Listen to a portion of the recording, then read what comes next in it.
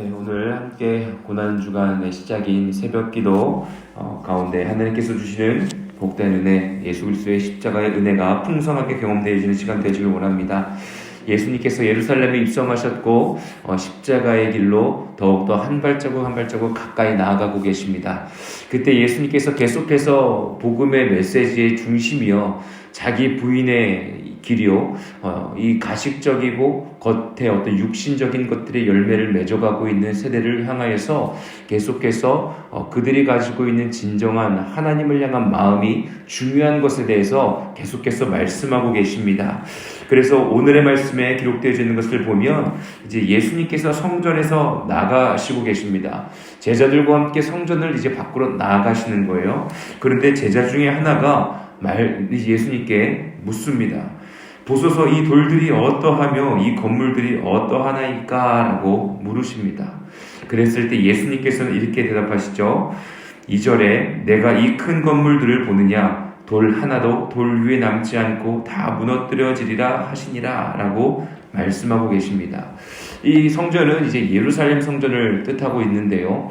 예루살렘 성전은 솔로몬 시대 때 7년이라는 오랜 시간 가운데에 아주 의리의리하게 지어진 성전이었습니다. 그런데 그들이 어떻습니까? 그 이후에 연약함으로 이스라엘 백성들의 죄로 말미암아 이제 두 나라로 나누어지고 유다는 바벨론의 포로로 잡혀가게 되어집니다.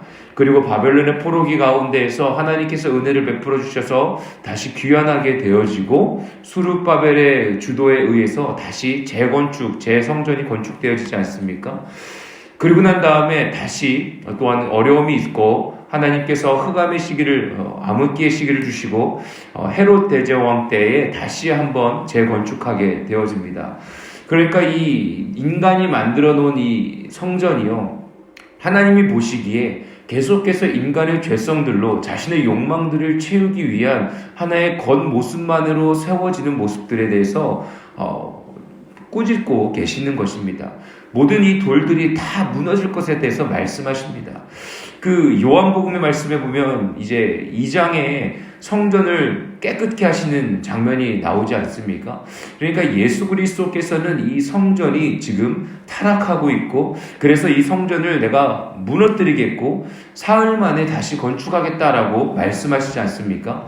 그것은 어떤 성전을 진짜 눈에 보이도록 다 무너뜨려가지고 내가 하나님이 주신 능력으로 막 기적적으로 이거는 그냥 3일 만에 사흘 만에 그냥 다 내가 재건축할 수 있다라는 의미가 아니셨죠.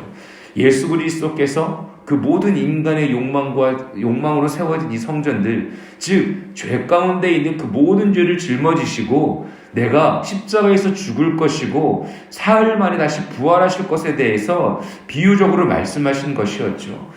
지금도 성전을 나오시면서 예수 그리스도께서 제자의 질문 가운데에 이 눈으로 의리의리하게 지어진 이 성전, 하지만 이 성전은 무너지게 될 것이고 다시 재건축, 즉 여호와 하나님의 아들이신 예수 그리스도께서 십자가에서 죽으시고 부활하셔서 우리가 다시 한번 거듭나야 함을 강조하고 말씀하고 계시는 것입니다. 3절에 이렇게 기록되어 있습니다. 예수께서 감람산에서 성전을 마주 대하여 앉으셨을 때에 베드로와 야고보와 요한과 안드레가 조용히 묻되라고 기록되어 있습니다.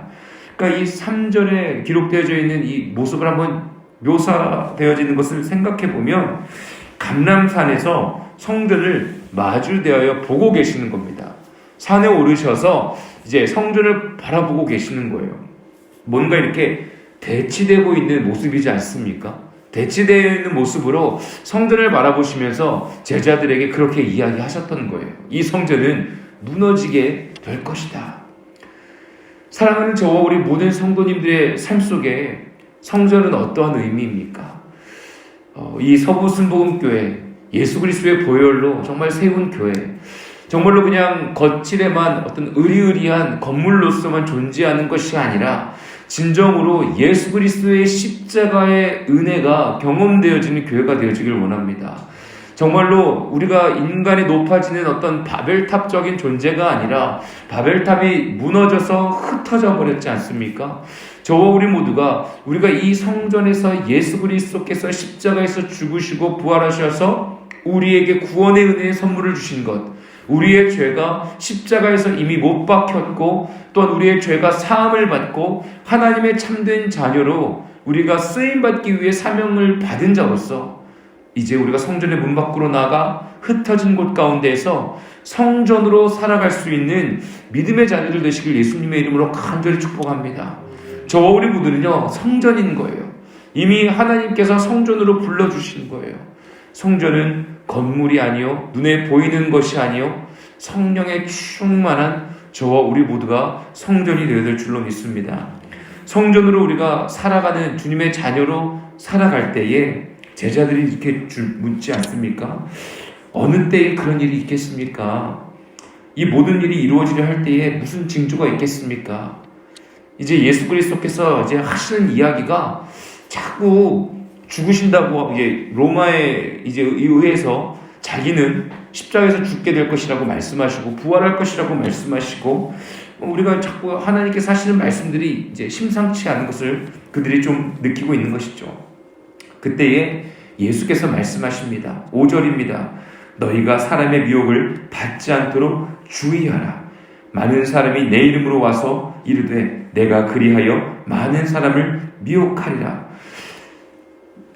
어떻게 보면 이제 마지막 때에 대한 이야기들을 하고 계시는데요. 미혹하는 자들, 즉 자기가 자칭 예수 그리스도라 하는 사람들이 많이 나타날 것이다. 그래서 내가 너희를 구원하리라라고 말할 것이다 라고 이야기하고 계십니다. 그래서 너희가 미혹을 받지 않도록 조심하라 라고 말씀하고 계십니다. 혼탁한 시대를 살아가고 있습니다. 자칭 예수라고 하는 사람들이 이 세상에도 우리나라만 해도 참 많이 있다고 합니다. 뉴스 미디어를 통해서 많은 일들이 우리가 경험하지 않습니까? 인간적인 어떤 이성적으로도 상상할 수 없는 일들도 이단을 통해서 많이 일어나고 있지 않습니까? 저와 우리 모두가 이 시대적 어려움 상황 가운데에서 우리가 깨어 있어서 영적인 삶으로 우리가 미혹되지 않길 원합니다. 이 미혹을 받지 않도록 주의하라 할 때 이 미혹이라는 단어의 뜻이요, 길을 잃다라는 뜻이라고 합니다. 길을 잃다. 그러니까 미혹 받는 것에 대해서 주의하라는 것은 우리가 길을 잃지 않도록 주의하라라는 것입니다. 이게 길을 가다가 운전하다가 내비게이션을 잘 따라가야 하는데 길을 잃게 되면 당황하게 됩니다. 사고의 가장 어떻게 보면 좀 원인이 당황해가지고 그냥 천천히 잘 가면 되는데 뭔가 내가 길을 잘못 들어섰다. 이 왼쪽 오른쪽으로 들어가야 하는데 내가 나아가야 할 방향을 놓쳐버렸네. 당황하면서 사고가 나지 않습니까? 저와 우리 모두가요, 우리의 영적인 길을 잃지 않는 주님의 자녀가 되기를 예수님의 이름으로 간절히 축복합니다. 길을 만약에 잃으면 다시 천천히 내비게이션 다시 따라가서 목적지로 가면 되죠. 그런데 우리의 영혼의 길을 잃게 되어서 예수 그리스도를 따라가는 것이 아니라 엉뚱한 미혹된 자로 이단에 빠지게 되거나 우리의 구원자 되어 주신 예수 그리스도를 따라가는 것이 아니라 다른 어떠한 신들을 우리가 예배하게 되어진다면 저와 우리 모두의 삶은 영혼의 죽음 가운데에 다다르게 될 것입니다. 우리가 깨어 기도하며 하나님이 주신 은혜에 붙들려 살아가는 주님의 자녀가 되기를 예수님의 이름으로 간절히 축복합니다. 그리고 난 다음에 9절에는 이렇게 말씀하고 계십니다. 너희는 스스로 조심하라. 사람들이 너희를 공회에 넘겨주겠고 너희를 회당에서 매질하겠으며 나로 말미암아 너희가 권력자들과 임금들 앞에서 서리니 이는 그들에게 증거가 되려 함이라. 다시 한번 조심하라 라고 말씀하고 계시는데요. 예수 그리스도께서 십자가에서 죽으시고 부활하시고 제자들에게 나타나셨고 그들에게 성령의 세례를 허락해 주셨고 그들이 정말 변화된 자로서 사명을 가지고 예수 그리스도를 증거하는 삶을 살지 않습니까? 그러할 때에 너희가 매질도 당하게 될 것이고 공회에 있어서 어떠한 어려움 가운데 놓여질 것인데 너희가 나를 증인하는 그때가 너희에게 오게 될 것이다 라고 말씀하고 계시죠. 그때에 너희가 조심해야 한다라고 말씀하십니다. 너희가 핍박당하고 어려움 가운데 놓여져 있다 할더라도 너희들의 마음 가운데에 위축되거나 또한 예수 그리스도를 부인하거나 그러한 일들에 너희가 스스로 조심하라라고 말씀하고 계십니다. 오히려 그 시간들을 통하여서 너희가 복음을 증거할 수 있는 시간이 너에게 허락되어질 것이다 라고 말씀하십니다. 그래서 10절에도 이렇게 말씀하시지 않습니까? 복음이 먼저 만국에 전파되어야 할 것이니라 라고 말씀하고 계십니다. 그리고 그 어려움에 놓여져 있을 때 11절에 보면 너희가 이제 끌려다가 이제 거기에 사람들에게 넘겨졌을 때 어떠한 말을 해야 할지 걱정하지 말아라 라고 말씀하십니다. 너희가 말하는 것이 아니라 성령이 말씀하실 것이다 라고 제자들에게 강조하고 또한 말씀해주고 계십니다. 이 시대에 살아갈 때요, 예수 그리스도를 믿고 살아가는 저 우리 모두 십자가의 말씀대로 살아갈 때에 때로는 좀 손해보지 않습니까? 때로는 좀 이거 어렵지 않습니까? 어제도 죄송합니다만 이제 장로님들과 함께 이렇게 나눔을 할 때 어려운 좀 손해를 보는 순간이 있었지만 그래도 좋은 마음으로 선택하고 많이 좀 일을 하는 가운데 현장에서 좀 까탈스럽게 하고 굉장히 좀 마음이 어려울 수 있었지만 인정하고 넓은 마음으로 최선을 다해서 섬기자 해보자 라고 했을 때 오히려 그분들이 너무나 일이 만족스럽게 잘 끝나서 감사하다라고 너무 죄송하다고 너무 까탈스럽게 해서 죄송하다고 이야기하시고 그 옆집에서도 또 그 일하는 모습을 보고 또 일을 해달라고 하고 또 그 옆집에서 또 일을 해달라고 하고 어떠한 처음에는 손해를 보는 것 같았지만 그렇게 해서 하나님이 또 좋은 은혜를 부어주셨다 결과적으로 이런 것을 더 뛰어넘어서요 십자가의 길을 가다 보면 때로는 손해볼 수도 있습니다. 때로는 좀 마음이 어려울 수도 있습니다. 하지만 그 시간들을 통해서요 어떻게 그렇게 이렇게 문의를 하셨대요. 어떻게 그렇게 좀 일도 잘하시고 하십니까? 저는 하나님의 매일같이 기도합니다. 안전함을 위해서 기도하고 일기를 위해서 기도합니다. 그러면서 복음을 제시하셨다고 합니다. 그러니까 오늘의 말씀처럼 이 시대적 상황 가운데에 십자가의 길을 가다 보면 때로는 믿지 않는 자들이 손가락질을 할 수도 있고 우리가 삶이 바보처럼 느껴질 수도 있고 손해보는 것처럼 느껴질 수도 있습니다.